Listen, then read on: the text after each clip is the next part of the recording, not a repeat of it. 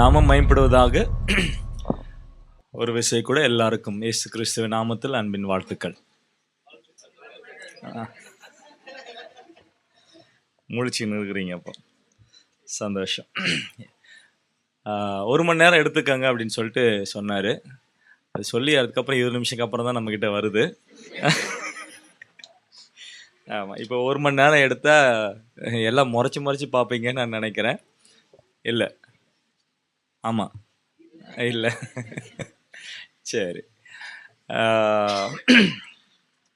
வாங்க, நெகேமியாவின் புஸ்தகம் 3ஆம் அதிகாரம், அதனுடைய 13-14 வசனங்கள். பள்ளத்தாக்கின் வாசலை ஆணுனும் சானோவாகின் குடிகளும் பழுது பார்த்து கட்டினார்கள். அவர்கள் அதை கட்டி அதற்கு கதவுகளையும் பூட்டுகளையும் தாழ்பால்களையும் போட்டு குப்பைமேட்டு வாசல் மட்டாக அலங்கத்தில் 1000 முழம் கட்டினார்கள். குப்பைமேட்டு வாசலை பெத்கெரேமின் மாகாணத்து பிரபுவாகிய ரெக்காவின் குமாரன் மல்கியா பழுது பார்த்து அதை கட்டி அதற்கு கதவுகளையும் பூட்டுகளையும் தாழ்பால்களையும் போட்டான். ஓகே, இந்த எருசலேமுக்கு எதிரே 2 பள்ளத்தாக்குகள் இருந்தது. ஒன்று இன்னோம் பள்ளத்தாக்கு, இன்னொன்று கெதரோன் பள்ளத்தாக்கு. இந்த 2 பள்ளத்தாக்குகள் இருந்ததா நம்ம என்ன செய்கிறோம் பார்க்குறோம். இதுக்கு எரேமியாவின் புஸ்தகம் அதனுடைய 19ஆம் அதிகாரம் 6ஆம் வசனத்தை நாம் வாசிக்க கேட்போம். எரேமியாவின் புஸ்தகம் 19ஆம் அதிகாரம் 6ஆம் வசனம். ஆகையால் இதோ நாட்கள் வரும், அப்பொழுது இந்த ஸ்தலம் தோப்பேத் என்றும் இன்னோமுடைய குமாரனின் பள்ளத்தாக்கு என்றும் இனி சொல்லப்படாமல் சங்கார பள்ளத்தாக்கு என்று சொல்லப்படும். சங்காரனுடைய பள்ளத்தாக்கு என்று சொல்லப்படும். இந்த இன்னும் பள்ளத்தாக்கினுடைய பேர் இந்த இடத்துல என்ன செய்யப்படுது? மாற்றப்படுகிறது. யார் இந்த வார்த்தையை சொல்றது? கர்த்தர் சொல்றார். என்னன்னு சொல்றாரு? இனி இப்படி இது அழைக்கப்படாது. என்னன்னு அழைக்கப்படும்? சங்காரனுடைய பள்ளத்தாக்கு என்று சொல்லி என்ன செய்யப்படும்? அழைக்கப்படும் என்று சொல்லி இங்கே இவர் சொல்லுகிறதை நாம் அங்கே பார்க்கிறோம். இந்த நிலைக்கு என்ன காரணம் அப்படின்னு சொன்னா ஒரு 2 வசனங்கள் நான் சொல்றேன், வேகமா வாசிங்க. 1, 2 நாளாகம புஸ்தகம் 28:3 வாசிங்க. 2 நாளாகம புஸ்தகம் 28:3. அவன் இன்னும் குமாரன் பள்ளத்தாக்கிலே தூபம் காட்டி கர்த்தர் இஸ்ரவேல் புத்திரருக்கு முன்பாக துரத்தின ஜாதிகளுடைய அருவருப்புகளின்படியே தன் குமாரரை அக்கினிலே தகித்து போட்டு தகனித்து போட்டு மேடைகளிலும் மலைகளிலும் பச்சையான சகல மரங்களின் கீழும் பலியிட்டு தூபம் காட்டி வந்தான். ஓகே, அதே 2 நாளாகமம் 33:6 வாசிங்க. அவன் இன்னும் குமாரன் பள்ளத்தாக்கிலே தன் குமாரரை தீமிதிக்க பண்ணி நாளும் நிமித்தமும் பார்த்து பில்லி சுனியங்களை அனுசரித்து தன் குமாரரை தீமிதிக்க பண்ணி அஞ்சனம் பார்க்கிறவர்களையும் குறி சொல்லுகிறவர்களையும் வைத்து கர்த்தருக்கு கோபம் உண்டாக அவர் பார்வைக்கு மிகுதியும் பொல்லாப்பானதை செய்தான். ஓகே, பொல்லாப்பானதை செய்தான் என்று சொல்லி இங்க சொல்லப்படக்கூடிய வார்த்தையாக நாம் பார்க்கிறோம். இந்த இடத்துல இந்த இன்னும் பள்ளத்தாக்கில என்ன நடக்க ஆரம்பித்தது? விக்கிர ஆராதனை நடக்க ஆரம்பித்தது. அதுவும் என்ன காரியம் நடக்குது கவனிச்சிங்களா? பிள்ளையை என்ன பண்றாங்க? அங்கே நரபலி கொடுத்ததாக பார்க்கிறோம். 2வது, தன் பிள்ளைகளை என்ன செய்ய ஆரம்பிச்சிட்டாங்க? தீமிதிக்க பண்ணினார்கள் என்று சொல்லி நம்ம பார்க்கிறோம். இதெல்லாம் எங்க ஆரம்பிச்சது அப்படின்றத நம்ம பார்க்கும்போது வாங்க, 1 ராஜாக்களின் புஸ்தகம் 11ஆம் அதிகாரம் அதனுடைய 7-8 வசனங்களை நாம் வாசிக்கலாம். நல்லா கவனிங்க. அப்பொழுது சாலமோன் எருசலேமுக்கு எதிரான மலையிலே மோவாபியரின் அருவருப்பாகிய காமோசுக்கும் அம்மோன் புத்திரரின் அருவருப்பாகிய மோலோக்குக்கும் மேடையை கட்டினான். 8. இப்படியே தங்கள் தேவர்களுக்கு தூபம் காட்டி பலியிடுகிற அந்நிய ஜாதியாரான தன் ஸ்திரீகள் எல்லாருக்காகவும் செய்தான் என்று நாம் அங்கே பார்க்கிறோம். இங்கே 2 பெயர்கள் சொல்லப்படுகிறது. மோவாபியரின் அருவருப்பாகிய காமோசுக்கும் அம்மோன் புத்திரரின் அருவருப்பாகிய மோலோக்குக்கும் என்ன செய்யப்பட்டது? மேடைகளை அங்கே கட்டினான் என்று பார்க்கிறோம். பாகாலுடைய இன்னொரு பேர் தான் இந்த மோலோக். சரிங்களா? பாகால், அந்த பாகாலுடைய இன்னொரு வடிவம் தான் என்னது? இந்த மோலோக் என்று நாம பார்க்கிறோம். அப்போ பாகாலுக்கு இங்க என்ன செய்யப்படுகிறது? பலிபீடம் கட்டப்படுகிறது. யார் கட்டுறது? சாலமோன் இங்க கட்டினதாக பார்க்கிறோம். யார் இந்த சாலமோன்?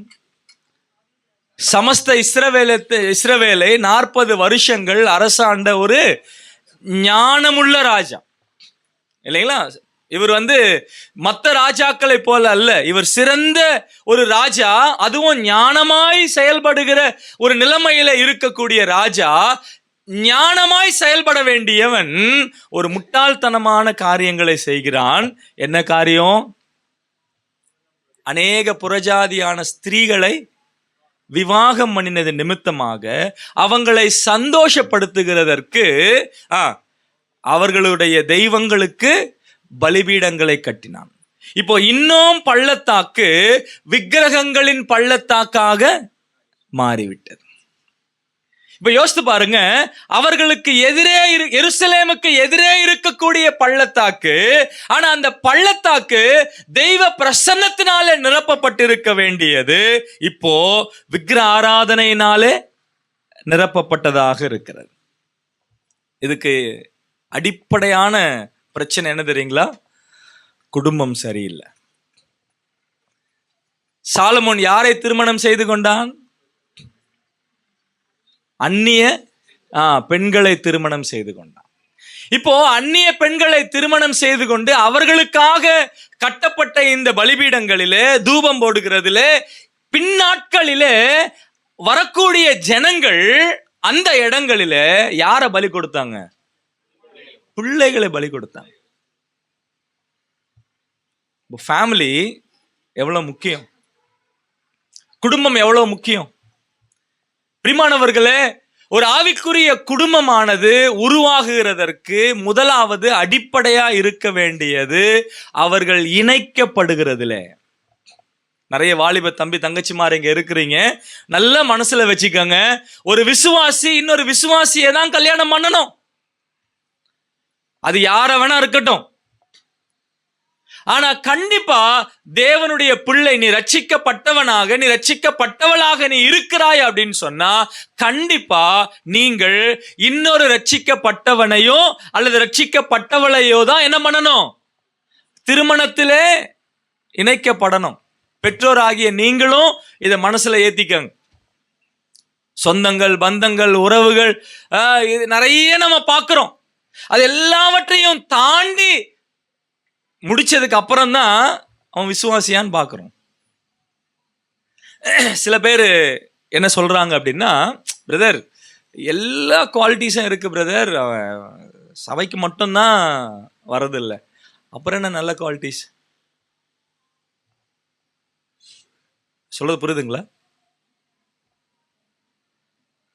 ஒரு ஒரு ஒரு குடும்பத்தில இணைக்கப்படுகிறதற்கு ஒரு பையனையோ ஒரு பொண்ணையோ நம்ம கல்யாணம் பண்றோம் அப்படின்னு சொன்னா அதுக்கான ஒரு செக்யூரிட்டி ஒரே ஒரு காரியம்தான், அவன் தேவனுடைய பிள்ளை அப்படின்ற அந்த ஒன்றை தவிர்த்து வேற பாதுகாப்பான ஒரு செக்யூரிட்டி வேற எதுவுமே இல்ல.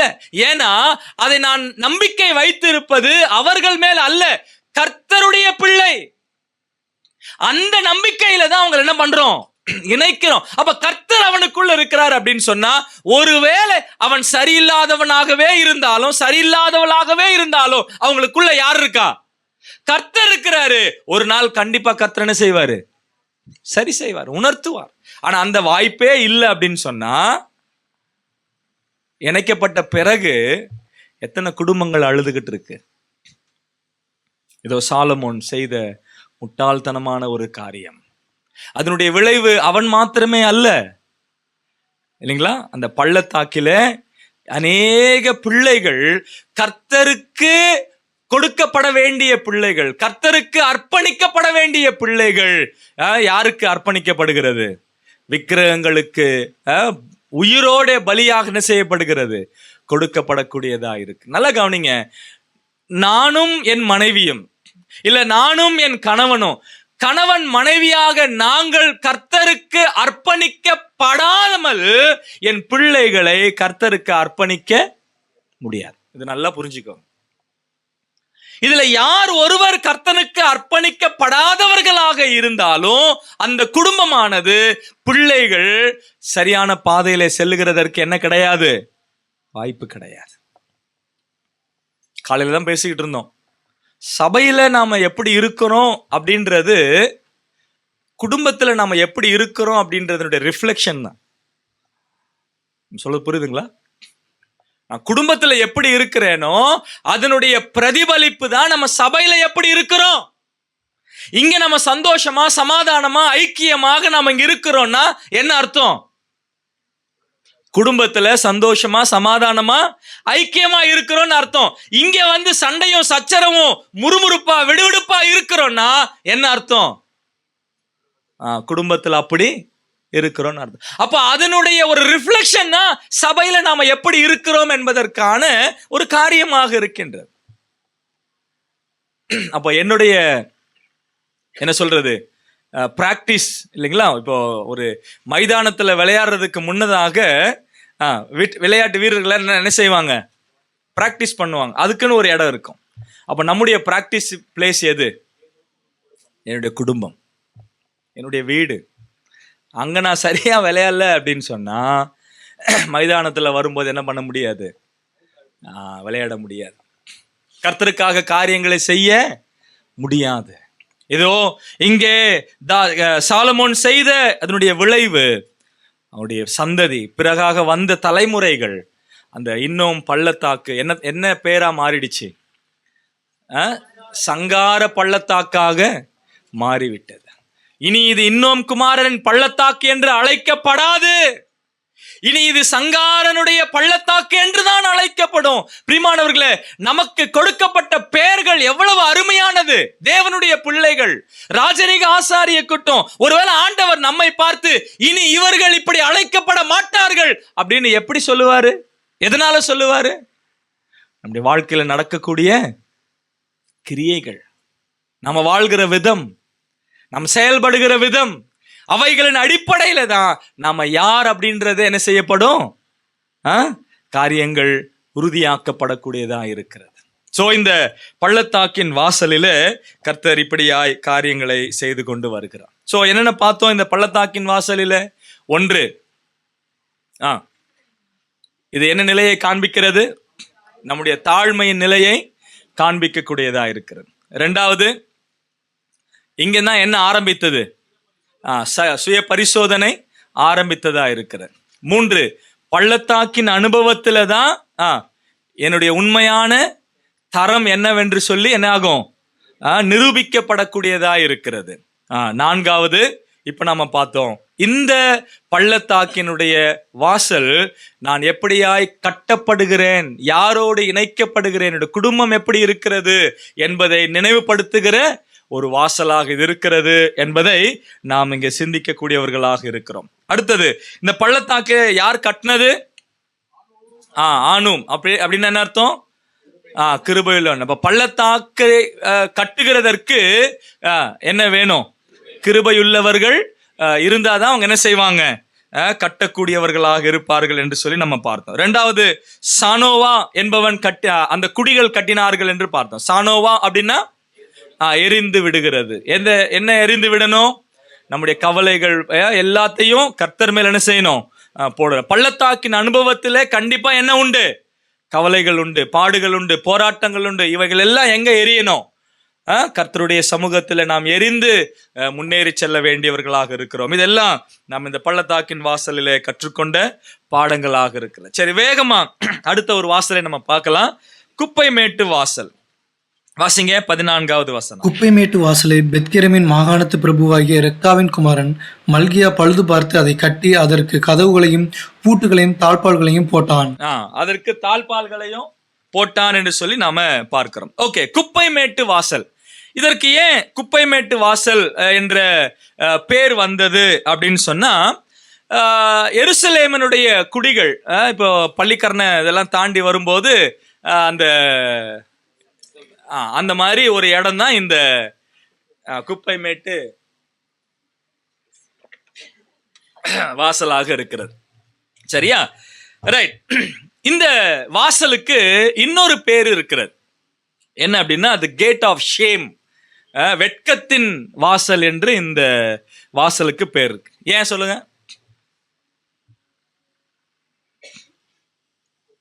குப்பையா இருக்கு.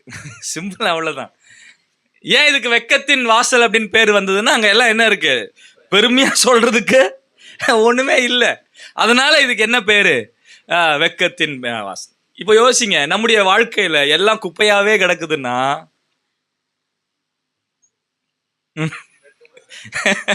வெக்கமா தான் இருக்கணும்.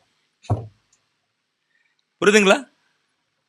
நம்ம லைஃப்ல எல்லாமே குப்பைகளாவே இருந்துச்சுன்னா நம்ம பெருமையா சொல்றதுக்கு ஒண்ணுமே இல்லை. அப்ப நம்முடைய வாழ்க்கை எப்படிதான் இருக்கும்? வெட்கத்தின் ஒரு வாசலாகவே தான் நம்முடைய வாழ்க்கையும் இருக்கும். சரிங்களா? அப்போ நம்முடைய வாழ்க்கை வெட்கத்தின் வாசலாக இருக்க கூடாது என்பதை நாம் கற்றுக்கொள்ள வேண்டிய முதல் பாடமாக இருக்கிறது. சரிங்களா? ரைட். இப்போ இந்த குப்பை மேட்டு வாசலை யாரெல்லாம் கட்டினாங்க அப்படின்னு சொன்னா அங்க வாசிக்கிறோம். ஒருத்தர் பேர் தான் சொல்லப்பட்டிருக்கிறது. யாரு? மல்கியா கட்டினார். இந்த மல்கியா எந்த மாகாணத்துக்கு பிரபுவா இருக்கிறாரு?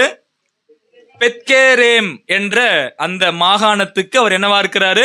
பிரபுவா இருக்கு. இதுல என்ன ஒரு வேடிக்கையான இல்ல ஒரு சுவாரஸ்யமான ஒரு விஷயம் என்ன தெரியுங்களா? இந்த பெத்கேரேம் அப்படின்னா இந்த பேருக்கு ஹவுஸ் ஆஃப் வினியார்ட் அப்படின்னு அர்த்தம். House of வினியார்ட். வினியார்ட்னா திராட்சை தோட்டத்தினுடைய வீடு. எங்க இருந்து வர்றாரு இவரு? திராட்சை தோட்டத்தின் வீட்டுல இருந்து எதை சுத்தம் பண்ண வராரு?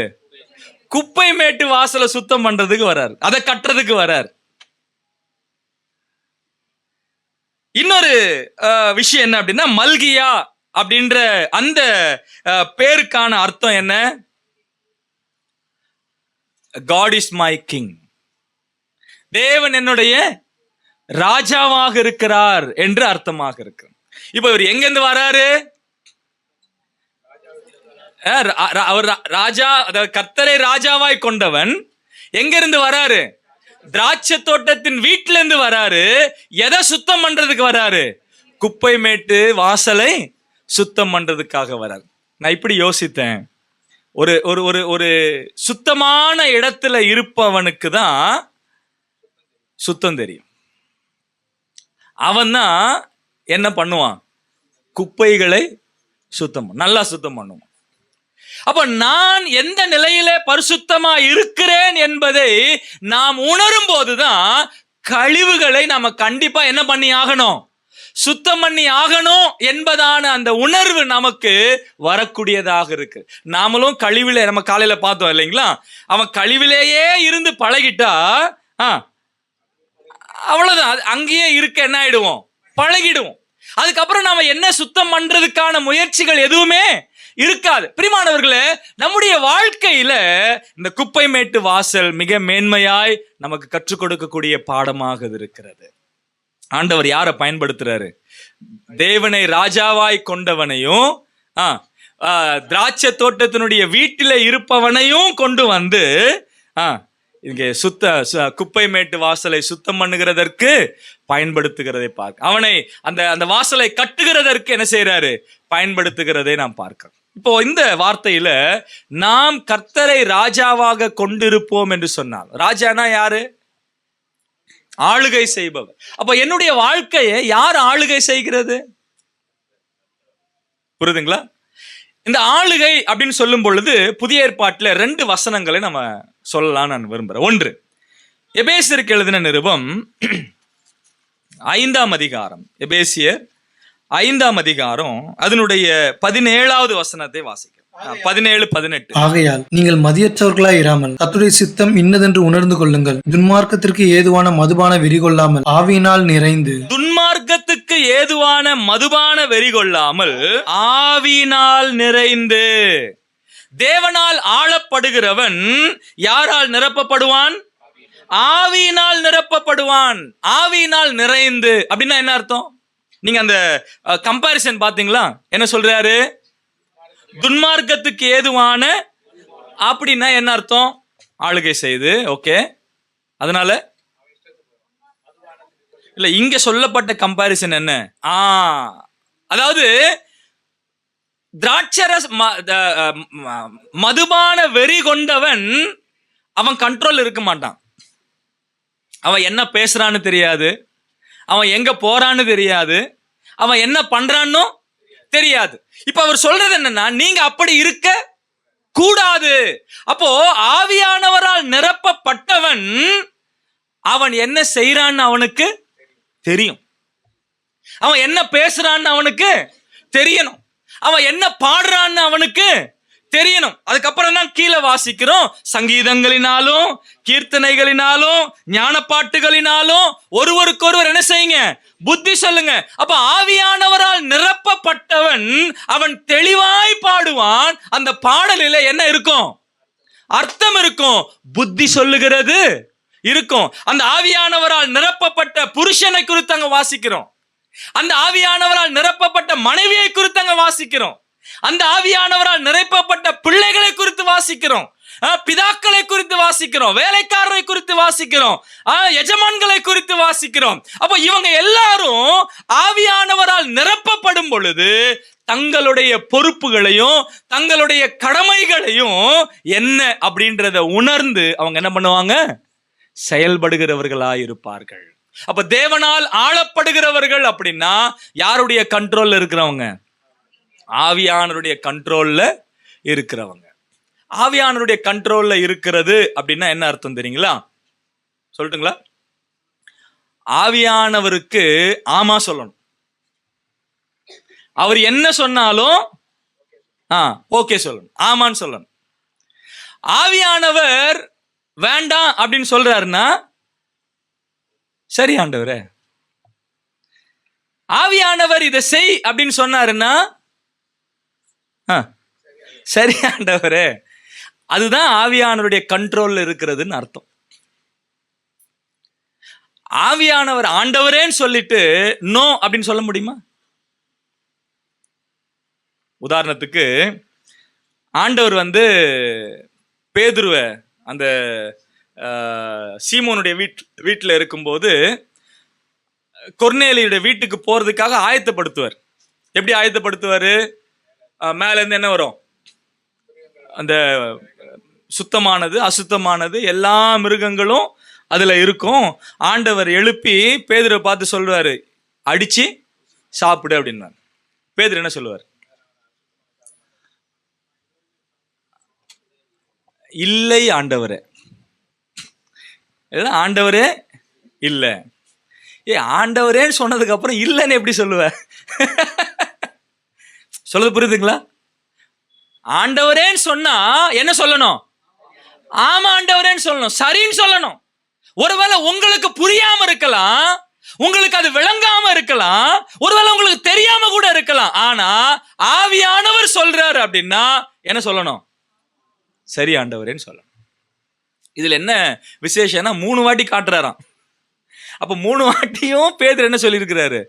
ஆண்டவரே இல்லை அப்படின்னு. இது எப்படி இருக்குதுன்னா, இவரு ஆண்டவரே, அந்த வசனம் வாசிக்கலாமா? கொஞ்சம் சுவாரஸ்யமா இருக்கும். அப்போஸ்தலர் நடபடிகள் 10ஆம் அதிகாரம் எந்த வசனம்? 14வது வசனம்.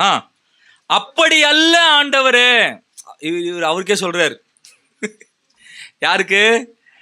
இவர் அவருக்கே சொல்ற, அப்படி இல்ல ஆண்டவர் அப்படின்னா நீங்க பண்றது சரியில்லை, அப்படி இல்ல ஆண்டவர் அப்படின்னு சொல்லிட்டு அதற்கு பேதுரு, அப்படியல்ல ஆண்டவரே, தீட்டும் அசுத்தமாய் இருக்கிற யாதொன்றையும் நான் ஒரு காலம் புசித்ததில்லை என்று. அர்த்தம் உங்களுக்கு தெரியாதா? என்னை பத்தி உங்களுக்கு தெரியாதா? நான் யாரு? நான் ஒரு யூதன். நான் இதெல்லாம் இதுக்கு முன்னாடி சாப்பிட்டதே கிடையாது. இப்ப திடீர்னு என்னமோ வந்துட்டு சாப்பிடுன்னு சொல்றீங்களே, அப்படி அல்ல ஆண்டவரே அப்படின்னா உங்களுக்கு தெரியாத ஆண்டவரே? இப்ப தெரிஞ்சுக்காங்க, நான் சொல்றேன். இவர் யாருக்கு உபதேசம் பண்ணிட்டு இருக்கிறாரு? ஆண்டவருக்கே உபதேசம் பண்ணிட்டு இருக்கிறார். பிரியமானவர்களே, ஆவியானவருடைய கட்டுப்பாட்டிலே கழிவுகளை நாம் சுத்தம் செய்ய வேண்டும் என்றால், குப்பை மேட்டு வாசலை சரி செய்து கட்டப்படணும் அப்படின்னு சொன்னா, பிரியமானவர்களே, நாம் யாருடைய கண்ட்ரோல்ல இருக்கணும்? ஆவியானவருடைய கண்ட்ரோல்ல இருக்கணும். 2வது, கொலோசியருக்கு எழுதின நிருபத்துல நாம் யாருடைய கண்ட்ரோல்ல இருக்கணும்? தேவனுடைய கட்டுப்பாட்டில் இருப்பது என்பது ஒன்று ஆவியானவருடைய கட்டுப்பாடு, 2வது 3:15 கொலோசியர் 3:15 தேவ சமாதானம் உங்கள் இருதயங்களில் ஆளக்கடவது. தேவ சமாதானம் உங்கள் இருதயங்களை 16ஆம் வசனம். கிறிஸ்துவின் வசனம் உங்களுக்குள்ளே சகல ஞானத்தோடும் பரிபூரணமாக வாசமாயிருப்பதாக. அப்போ தேவனுடைய கட்டுப்பாட்டிலே இருப்பது என்பது அவருடைய வசனத்தின் கட்டுப்பாட்டிலே இருப்பது. என்ன எது கண்ட்ரோல் பண்ணணும்? எது? வசனம். ஆவியானவர் எதோட கண்ட்ரோல் பண்ணுறாரு? வசனத்தின். அப்ப ஆவியானவரையும் வசனத்தையும் என்ன பண்ண முடியாது? பிரிக்கவே முடியாது. ஆவியானவர் தனியா செயல்படுகிறது இல்ல, அவர் எதை கொண்டு செயல்படுறாரு? வசனத்தை கொண்டு செயல்படுறாரு. அப்போ நீங்க நல்லா கவனிங்க, கிறிஸ்துவின் வசனம் உங்களுக்குள்ளே சகல ஞானத்தோடும் பரிபூரணமாக வாசமாய் இருப்பதாகன்னு சொல்லிட்டு அடுத்து என்ன சொல்றாரு பவுல்? சங்கீதங்களினாலும். இது எங்கேயோ படிச்ச மாதிரி இருக்குல்ல? எங்க படிச்சோம்? என்ன படிச்சோம்? ஆவியினால் நிரம்பி இருப்பவன் சங்கீதங்களினாலும் கீர்த்தனைகளினாலும் ஞான பாட்டுகளினாலும் ஒருவருக்கொரு என்ன செய்வான்? புத்தி சொல்லுவான். இப்போ அந்த ஆவியானவரால் நிரப்பப்படுகிறது என்பது கொலோசியருக்கு எழுதும் போது என்னன்னு சொல்றாரு? வசனத்தினாலே நீ நிரப்பப்பட்டிருந்தா ஆவியானவர் வசனத்தை கொண்டு இப்ப மறுபடியும் அதே காரியங்களை சொல்றாரு. சங்கீதங்களினாலும் கீர்த்தனைகளினாலும் ஞான பாட்டுகளினாலும் ஒருவருக்கொருவர் என்ன செய்யுங்க? போதித்து புத்தி சொல்லுங்க. அதுக்கப்புறம் கீழே மனைவியை பத்தி சொல்றாரு, அதுக்கப்புறம் புருஷனை பத்தி சொல்றாரு, அதுக்கப்புறம் பிள்ளைகளை பத்தி பேசுறாரு, பிதாக்களை பத்தி பேசுறாரு, அங்க வேலைக்காரர், எஜமான்கள் எல்லாரையும் பத்தி பேசுறாரு. இவங்க எல்லாம் வசனத்தினாலே கட்டுப்படுத்தப்பட்டவர்கள். அப்ப தேவனாலே கட்டுப்படுத்தப்பட்டவன், தேவனை ராஜாவாக கொண்டவன் அப்படின்னா என்ன அர்த்தம்? ஆவியானவராலே கட்டுப்படுத்தப்பட்டவன், அவருடைய வசனத்தினாலே கட்டுப்படுத்தப்பட்டவன். 17ஆம் வசனம் வாசிங்களேன். கொலோசியர் 3:17. வார்த்தையினாலாவது கிரியையினாலாவது நீங்கள் எதை செய்தாலும் அதை எல்லாம் கர்த்தராகிய இயேசுவின் நாமத்தினாலே செய்து அவர் முன்னிலையாக பிதாவாகிய தேவனை என்ன பண்ணுங்க? ஸ்தோத்திரியுங்கள். அப்படின்னா கர்த்தருடைய நாமத்தினாலே. பிரியமானவர்களே, நாம் ஆவியானவருடைய கட்டுப்பாட்டிலே வாழ்கிறோம் என்றால், வசனத்தினுடைய கட்டுப்பாட்டிலே நாம் வாழ்கிறோம் என்றால், நான் எதை பண்ணாலும் யாருடைய பேர்ல பண்ணுவேன்? கர்த்தருடைய பேர்ல பண்ணுவேன். 2 விஷயம், வார்த்தையினாலாவது கிரியையினாலும். நான் பேசினாலும் நான் செய்தாலும் கர்த்தருடைய நாமத்தினாலே செய்வேன். நம்ம செய்ய முடியுதா? கர்த்தருடைய நாமத்திலே நான் இதை பேசுகிறேன் அப்படின்னு திட்ட முடியுமா? திட்ட முடியுமா? கர்த்தருடைய நாமத்திலே நான் இதை செய்கிறேன்னு சொல்லி அடிக்க முடியுமா? சண்டை போட முடியுமா? அப்ப தேவனை ராஜாவாய் கொண்டவன், ஆவியானவருடைய கட்டுப்பாட்டில் இருப்பவன், வசனத்தினாலே நடத்தப்படுகிறவன், அவன் எதை செய்தாலும் கர்த்தருடைய நாமத்தில். அப்படின்னா என்ன அர்த்தம்? கர்த்தர் அங்கீகரிக்கும்படியாகத்தான் எல்லாத்தையும் செய்வான். கர்த்தர் ஏற்றுக்கொள்ள முடியாத எதையுமே அவனால் என்ன பண்ண முடியாது? செய்யவே முடியாது. கர்த்தர் ஏற்றுக்கொள்ளணும். அவருடைய நாமத்தில் நான் செய்கிறேன் அப்படின்னா அவர் விரும்புகிற வண்ணமாக, அவர் பிரியப்படுகிறவராக செய்ய வேண்டும். அங்க ஒரு வார்த்தை கவனிச்சிங்களா? எபேசியர்ல வாசிக்கும் போது அந்த மேல் வசனத்துல வாசிச்சோம் இல்லைங்களா? 17வது வசனத்துல, நீங்கள் மதியற்றவர்களாயிராமல். அது என்ன மதியற்றவர்கள்?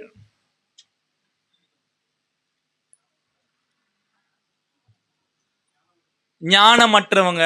கொஞ்சம் பாலிஷ்டா இருக்கிற மாதிரி தெரியுது. புத்தி இல்லாத புத்தி இல்லாதவங்களா இருக்காதீங்க. அதுவும் கொஞ்சம் பாலிஷ்டா இருக்கு. இன்னும் கொஞ்சம் இறங்கி வாங்க. முட்டாளா இருக்கா? இப்ப சொல்லுங்க, யார் முட்டாளு? கீழே வாசிக்கிறோம், தேவனுடைய சித்தம் என்னதென்று. அப்ப யார் முட்டாள்?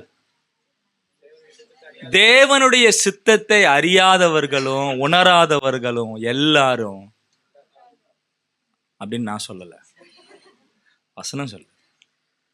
ரொம்ப பாலிஷ்டா சொன்னாரு பவுல், நீங்கள் மதியற்றவர்களாயிராமல். அப்படின்னு என்ன அர்த்தம்? டேய் நாயனா, முட்டாளா இருக்காதீங்கடா. கர்த்தருடைய சித்தம் என்னதென்று உணர்ந்து என்ன பண்ணுங்க? செய்யுங்க. இப்ப சொல்லுங்க, யார் அவருடைய சித்தத்தை உணர்வாங்க? கீழே சொல்றாரு, ஆவியானவரால் நிறைந்தவன். ஆவியானவரால் நிறைந்தவன் அவனுடைய வாழ்க்கையில செய்வதெல்லாம் என்னது?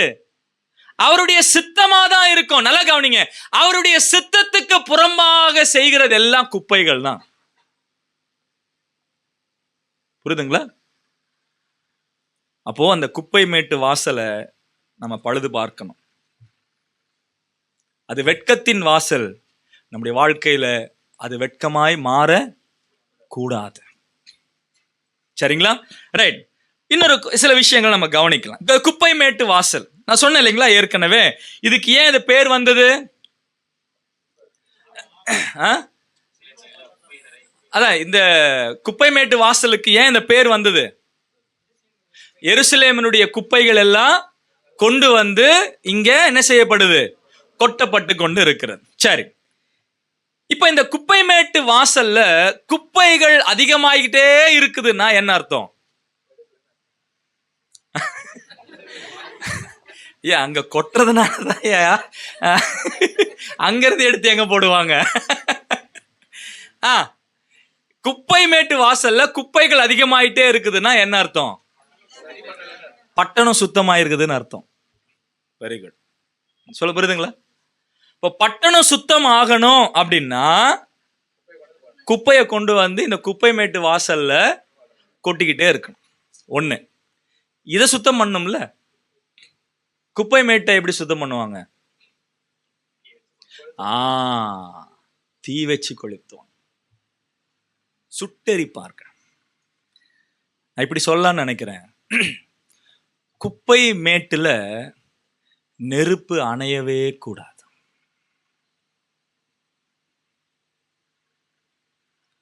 குப்பை மேட்டுல நெருப்பு அணையவே கூடாது. குப்பை மேட்டுல நெருப்பு அணைஞ்சிச்சுன்னா என்ன ஆகும்?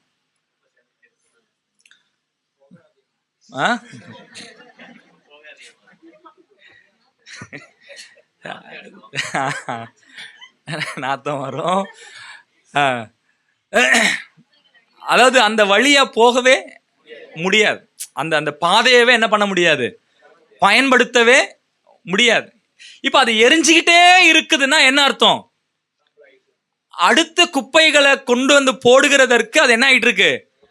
ரெடி ஆயிட்டு இருக்குதுன்னு அர்த்தம். அப்போ அந்த குப்பை மேட்டு வாசலில அணையாத நெருப்பு எப்பவுமே,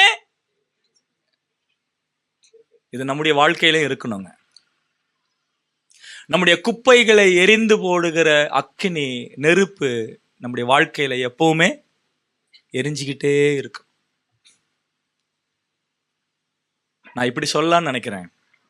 நம்முடைய வாழ்க்கையில நம்ம எப்பவுமே மனம் திரும்பிக்கிட்டே இருக்கு. நம்முடைய வாழ்க்கையில நாம எப்பவுமே மனம் திரும்பிக்கிட்டே இருக்கும். அதுதான் நம்ம சுத்திகரிப்புக்கான ப்ராசஸ். நான் மனம் திரும்புறத நிப்பாட்டிட்டேன் அப்படின்னா என்னுடைய சுத்திகரிப்பு அந்த இடத்துல என்ன ஆயிடுச்சுன்னு அர்த்தம்? நின்று போச்சுன்னு அர்த்தம். சொல்றது புரியுதுங்களா? நம்ம மனம் திரும்புதல் யாருக்கோ அப்படிதான் நினைச்சுக்கிட்டு இருக்கோம். ஆனா மனம் திரும்புதல் யாருக்குரியது? விசுவாசிகளுக்குரியது. தினந்தோறும் என்ன சுத்தம் பண்ணிக்கிட்டே இருக்கணும். வேத வசனம் படிக்கும் போது, வேத வசனத்தை கேட்கும் போது 2 விஷயம் நடக்கணுங்க. 1 சேர்க்கப்படணும், 2 கழிக்கப்படணும். இது 2 நடக்கல. இது 2த்துல ஏதாவது ஒண்ணு நடந்தே ஆகணும். வேத வசனத்தோட நான் தொடர்பு உண்டாகும் பொழுதெல்லாம் இந்த 2ல ஏதாவது ஒண்ணு நடந்தே ஆகணும். என்னது? 1 சேர்க்கப்படணும். என்ன சேர்க்கப்படணும்? என் வாழ்க்கையில என்னெல்லாம் இல்லையோ, கர்த்தருடைய சாயலுக்கு ஒப்பாக இருக்கக்கூடியது எது என்கிட்ட இல்லையோ அது என்ன செய்யப்படணும்? சேர்க்கப்படணும். 2வது, கர்த்தருடைய சாயலுக்கு விரோதமா இருப்பது என்னவோ அதெல்லாம் என்ன பண்ணணும்? கழிக்கப்படணும். நம்ம செய்றோமா? கடைசியாக கர்த்தருடைய சமூகத்துல மனங்கசந்து அழுது, ஆண்டவரே நான் இந்த பாவத்தை பண்ணிட்டேன், என்னை மன்னிச்சிருங்க ஆண்டவரேன்னு சொல்லி நான் கேட்டது எப்போ? அவருடைய சமூகத்துல அழுதது எப்போ? அந்த நெருப்பு இன்னும் எரிஞ்சுக்கிட்டு தான் இருக்கா நம்முடைய வாழ்க்கையில? குப்பை மேட்டு வாசலிலே அந்த நெருப்பு அணைஞ்சு போச்சு அப்படின்னு சொன்னா எருசலேமிலே வியாதிகள் பரவும், எருசலேமிலே துர்நாற்றம் பரவும். பிரியமானவர்களே, எருசலேமிலே நிம்மதியா இருக்க முடியாது. எருசலேமிலே என்ன உண்டு? தேவ பிரசன்னம் உண்டு. எருசலேமிலே தேவாலயம் உண்டு, தேவ ஜனங்கள் இருக்கிறார்கள். அப்போ தேவனுடைய பிரசன்னம், தேவனுடைய ஜனங்கள் இருக்கக்கூடிய இடத்திலே நிம்மதியாக, சந்தோஷமாக, அமைதியா இருக்கணும் அப்படின்னு சொன்னா இந்த குப்பை மேட்டு வாசலிலே எரிந்து கொண்டிருக்கக்கூடிய இந்த அக்கினியானது அணையவே கூடாது. அது அணைய அணைய அணைய எருசலேமினுடைய வாழ்வாதாரம் என்னாகும்? பாதிக்கப்படும். நம்முடைய ஆவிக்குரிய வாழ்க்கை பாதிக்கப்படுதா இல்ல சுத்திகரிக்கப்பட்டு கொண்டிருக்கிறதா? நம்ம யோசித்து பார்ப்போம். சுத்திகரிக்கிற காரியத்தை நாம் ரொம்ப லகுவா எடுத்துக்கிறோம். ஆண்டவர் எப்பவுமே யாரையுமே டேய் போ அப்படின்னு சொல்லி எல்லாம் பண்றது இல்ல, தள்ளி விடுகிற தேவன் இல்ல. எங்க வாசிக்கணும்? லவோதேக்கியா சபைக்கு இல்லைங்களா? வெளிப்படுத்தின விசேஷம் 3ஆம் அதிகாரத்தினுடைய 20வது வசனத்துல இல்ல, வெளிப்படுத்தின விசேஷம் 3ஆம் அதிகாரம் 20ஆம் வசனம். இதோ வாசற்படியிலே நின்று தட்டுகிறேன். ஒருவன் என் சத்தத்தை கேட்டு கதவை திறந்தால் அவனிடத்தில் நான் பிரவேசித்து அவனுடனே போஜனம் பண்ணுவேன், அவனும் என்னோடே போஜனம் பண்ணுவான். நல்லா கவனிங்க, யாருக்கு இந்த வார்த்தையை சொல்றது? லவோதேக்கியா சபையில உள்ள விசுவாசிகளை பார்த்து சொல்றாரு. என்னன்னு? அப்ப ஆண்டவர் எங்க இருக்கிறாரு? உள்ள என்ன நடக்குது?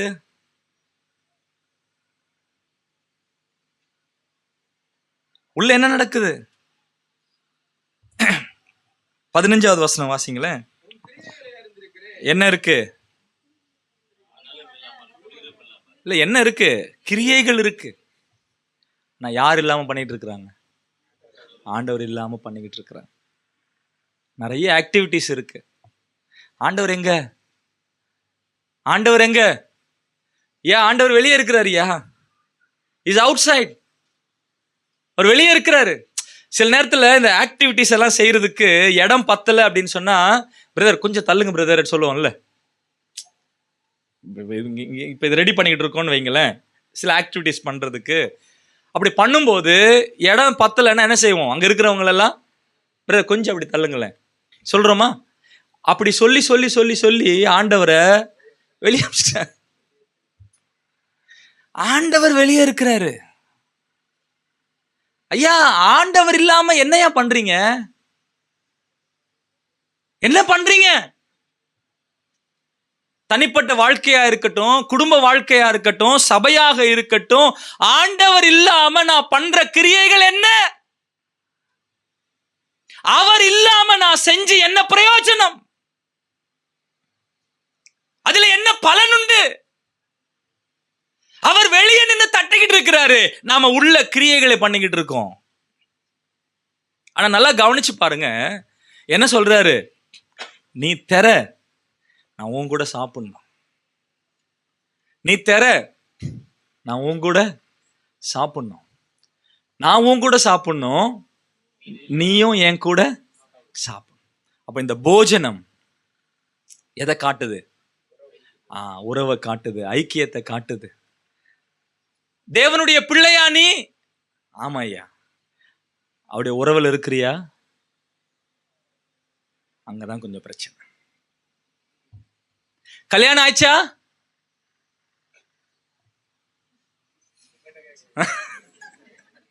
கல்யாணம் ஆயிடுச்சியா? மனைவியோட இருக்கிறியா? இல்ல வேலைக்காக ஃபாரின் வந்திருக்கேன். கல்யாணம் ஆயிடுச்சு, என்ன இல்லை? உறவு இல்லை. 5 வருஷம் ஆச்சு, குழந்தை இல்லை.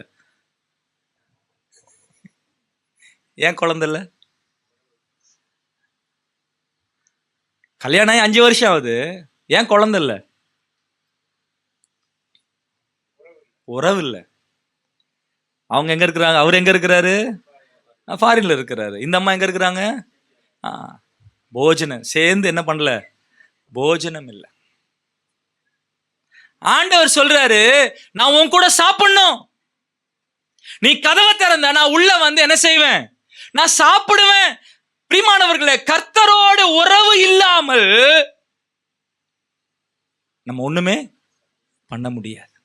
அப்ப கர்த்தர் சொல்றாரு, இப்போ ஆண்டவரையே வெளியே தள்ளிட்டு அந்த சபைகளுக்கு வாசல்ல நின்று அவர் போயிருக்கலாம்ல. என்னையா வெளியே தள்ளுறீங்க, நான் போறேன் அப்படி சொல்லியிருக்கலாம்ல. அவர் சொல்லல. அவர் என்ன பண்றாரு, தட்டுறார். ஏன்? ஏன்னா உள்ள இருக்கிறவங்களுடைய மதிப்பு என்னன்னு அவருக்கு தான் தெரியும். அவர் தானே வாங்கினாரு, அவர் தானே மீட்டு கொண்டாரு, அவருடைய விலையேறப்பட்ட ரத்தத்தை கொடுத்து அவர் சம்பாதித்துக் கொண்டார். அதுக்காக அவர் என்ன விலை கிரயம் கொடுத்தார் அப்படின்னு யாருக்கு தான் தெரியும்? அவருக்கு தானே தெரியும். அவர் எப்படி போவார்? அப்ப தேவனுடைய பிள்ளைகளாகிய நாம் அவரோட ஐக்கியத்திலிருந்து விலகி இருப்போம் என்று சொன்னால், மனம் திரும்பாமல் விலகி இருப்போம் என்று சொன்னால், அவர் விடுகிறதில்லை. நீங்க வாங்க. He is giving always invitation for the second chance. இரண்டாவது சந்தர்ப்பத்திற்காக எப்பவுமே அவர் மறுபடியும் அவகாசத்தை கொடுத்து கொண்டிருக்கிறாரு. வா. இந்த போஜனம் அப்படின்னு சொன்னவன் எனக்கு பேதுரு ஞாபகத்துக்கு வர்றாரு. பேதுரு வா. அந்த அந்த சீன் கொஞ்சம் யோசித்து பாருங்களேன். 21ஆம் அதிகாரத்துல ஆண்டவர் இங்க இருக்கிறாரு. ஏற்கனவே நெருப்புல என்ன இருக்கு, மீன் இருக்கு, சுட சுட வேற என்ன இருக்கு, அப்பமும் ரெடியா இருக்கு. இப்போ ஆண்டவர் வந்து யாரை கூப்பிடுறாரு? பேதுரு கூப்பிடுறாரு. என்னன்னு கூப்பிடுறாரு? போஜனம் பண்ணலாமா, போஜனம் பண்ணலாமா அப்படின்னு சொல்லி கூப்பிட்டு, ஒருவேளை பேதுரு வந்து அங்க நின்னாருன்னு வைங்களேன்.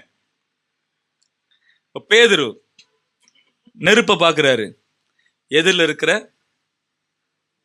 ஆண்டவரை பார்க்கிறாரு. நெருப்பை பார்க்கிறாரு, எதிரில் இருக்கிற ஆண்டவரை பார்க்கிறாரு. என்ன ஞாபகம் வந்திருக்கும்?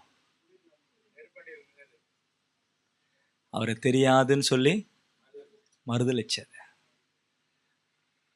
அவரை சபித்தது, சத்தியம் பண்ணது, இதெல்லாம் ஞாபகத்துக்கு வருது. பிரியமானவர்களே, அவரோட போஜனத்துக்கு போங்க.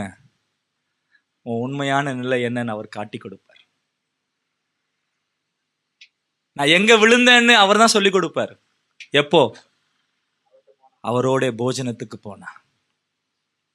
when we dine with him, அவரோட நாம் உணவருந்ததுக்காக, போஜனத்திற்காக நாம் சென்று உட்காருவோம் அப்படின்னு சொன்ன. ஒருவேளை பேதுரு அங்கிட்ட சொல்லியிருக்கலாம், ஆண்டவரே நான் இப்படிப்பட்டவன் ஆண்டவரே. ஆண்டவர் சொல்றாரு, பரவாயில்லவா, போஜனம் பண்ணலாம். நம்மளும் நிறைய நேரத்துல சொல்றோம்ல, ஆண்டவரே நான் தகுதி இல்லாதவன் ஆண்டவரே. ஆண்டவர் சொல்றாரு, பரவாயில்லவா சாப்பிடலாம். ஆண்டவரே எனக்குள்ள இந்த குறை இருக்கிறது ஆண்டவரே. ஆண்டவர் சொல்றாரு, பரவாயில்லவா சாப்பிடலாம். நீ திரும்பி வந்தா ஏற்றுக்கொள்ளுகிறதற்கு நான் எப்பவுமே நான் ஆயத்தமா இருக்கிறேன். வா சாப்பிடலாம், போஜனம் பண்ணுவோம், வா.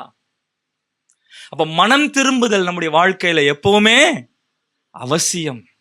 அப்படி மனம் திரும்பி அவரிடத்துல வரும் பொழுது அவர் போஜனத்தை நமக்கு கொடுப்பார். அந்த ஒரு டேர்னிங் பாயிண்ட் அந்த 21ஆம் அதிகாரத்துல 15ஆம் வசனம் நினைக்கிறேன். போஜனம் பண்ணின பின்பு, போஜனம் பண்ணின பின்பு இப்பதான் கேட்கிறாரு ஆண்டவர், என்னிடத்தில் அன்பா இருக்கிறாயா? S Lord. என் ஆடுகளை மேய்ப்பாயாக, என் ஆட்டுக்குட்டிகளை மேய்ப்பாயாக. சரி, நான் அவரிடத்துல வந்து போஜனம் பண்ண ஆரம்பிச்சிட்டேன்னா அவருக்கு என் கையில் என்ன கொடுப்பாரு? வேலை கொடுப்பார். யா கவனிங்க, அவரோட போஜனம் பண்றவங்களுக்கு தான் வேலை. வேலை செய்றீங்களா? வேலை செய்றீங்களா? ஆண்டவருக்காக வேலை செஞ்சு எத்தனை நாள் ஆகுது? பிரியமானவர்களே, கர்த்தருக்காக பிரயாசப்பட்டு எத்தனை நாளா? ஏன் வேலை இல்லை? அவரோட போஜனம் இல்லை, அவரோட ஐக்கியம் இல்லை. அதாவது அந்த யோவான் 1ஆம் அதிகாரத்துல அந்த 2 சீஷர்கள் அவரோட தங்கினார்கள். காலையில எழுந்து அந்திரே யாரை பார்க்க போறாரு? சீமோனை பார்க்க போறாரு. போயிட்டு சொல்றாரு, என்னன்னு சொல்றாரு? நாங்கள் மேசியாவை கண்டோம். யார் சொல்ல சொன்னா? அவரோட தங்கினா, அவரோட போஜனம் பண்ணினா என் வேலை என்னன்னு எனக்கு தெரியும். அவர் எனக்கு வேலை கொடுப்பாரு. பிரியமானவர்களே, நான் யார் அப்படின்றத நான் தெரிஞ்சுக்கணும்னா நான் செய்ய வேண்டிய ஒரே ஒரு வேலை, அவரோடு போஜனம் பண்ணணும். இது மனம் திரும்புதலுக்கு ஏற்ற ஒரு வாழ்க்கை. நம்ம தூரமா இருக்கிற வரைக்கும் என்ன பண்ண முடியாது? போஜனம் பண்ண முடியாது. ஒரே ஒரு காரியத்தை சொல்லி நான் நிறைவு செய்கிறேன். ஆண்டவருடைய வார்த்தைகள் இந்த குப்பைமேட்டு வாசல் அப்படின்னு சொல்லும் பொழுது 2 காரியங்கள். 1 தூரமா இருப்பவர்கள், 2 பக்கத்தில் இருப்பவர்கள். புரியுதுங்களா? 1 தூரமா இருப்பவர்கள், 2வது பக்கத்தில் இருப்பவங்க. யாத்திராகம புஸ்தகத்துக்கு வாங்க, 20ஆம் அதிகாரம்.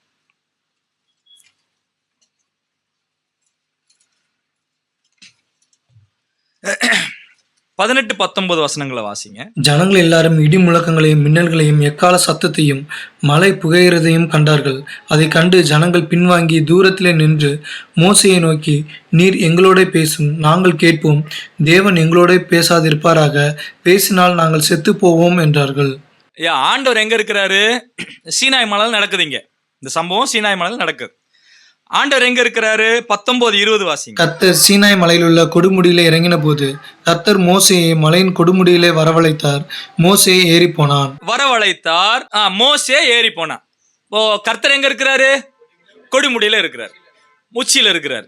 மோசே எங்க இருக்கிறாரு? எங்க இருந்தாரு? கீழே இருந்தாரு. ஆண்டவர் கூப்பிட்ட உடனே எங்க வராரு? மேல வராரு. ஜனங்கள் எல்லாரும் எங்க இருக்கிறாங்க? கீழே இருக்கிறாங்க. இப்போ ஆண்டவர் பேசுறார். அதுக்கப்புறம் பேசினதுதான் அந்த 20ஆம் அதிகாரம் 19ஆம் வசனம் வரைக்கும் இருக்கக்கூடியதெல்லாம் யார் பேசினது? ஆண்டவர் பேசினது. இப்போ ஆண்டவர் பேசினதுக்கு அப்புறம் கீழே இருக்கக்கூடிய ஜனங்கள் மோசேயை பார்த்து சொல்றாங்க, அவருடைய சத்தம் எப்படி இருக்கு? சரி, நான் கேட்கிற கேள்வி, கீழே இருக்கிற ஜனங்களுக்கே இடி முழக்கம் மாதிரி இருந்ததுன்னா கிட்ட இருந்த மோசேக்கு எப்படி இருந்திருக்கணும்?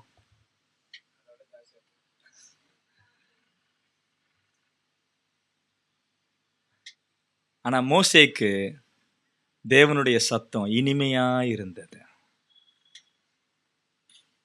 இதுதான் பியூட்டி. கர்த்தருக்கு சமீபமா இருப்பவர்களுக்கு கர்த்தருடைய சத்தம் எப்படி இருக்கும்? இனிமையா இருக்கும். கர்த்தருக்கு தூரமா இருப்பவர்களுக்கு கர்த்தருடைய சத்தம் எப்படி இருக்கும்? இப்போ இங்க கூட உட்கார்ந்து இருக்கிறவங்க நிறைய பேர் நினைச்சுன்னு இருக்கிறவங்க என்ன மனசுல வச்சுதான் பேசின்னு இருக்கோம். எப்படி எத்தனை பேர் நம்ம நினைக்கிறோம்? ஏன் தூரமா இருக்கு? இடி முழக்கம் மாதிரி இருக்குது. ஏன் தூரமா இருக்கு? ஆனா அவருக்கு சமீபமா இருப்பவர்களுக்கு அவருடைய வார்த்தைகள் எப்படி இருக்கும்? அவருடைய சத்தம் எப்படி இருக்கும்? இனிமையா இருக்கும். அப்ப கர்த்தர் நம்மிடத்துல எதிர்பார்க்கறதெல்லாம் அந்த பள்ளத்தாக்கின் வாசலில அக்கினி எரிஞ்சுக்கிட்டே இருக்கும். சுத்திகரிப்பு நடந்துகிட்டே இருக்கும். சுத்திகரிப்பு நடக்க நடக்க நடக்க நடக்க தான் எருசலேமின் வாழ்வு எப்படி இருக்கும்? சுகமா இருக்கும். சுத்திகரிப்பு நடக்கலைன்னா எருசலேமின் வாழ்வு சுகமாய் இருக்காது. அப்ப எனக்குள்ள வாழ்க்கை சுத்திகரிப்பு நடக்க நடக்க தான் என்னுடைய ஆவிக்குரிய வாழ்க்கை எப்படி இருக்கும்? சுகமா இருக்கும். ஒருவேளை மங்கி எரிஞ்சுக்கிட்டு இருக்குதா, ஊதி பெருசு பண்ணுங்க, அந்த நெருப்பை அணைச்சிடாதீங்க.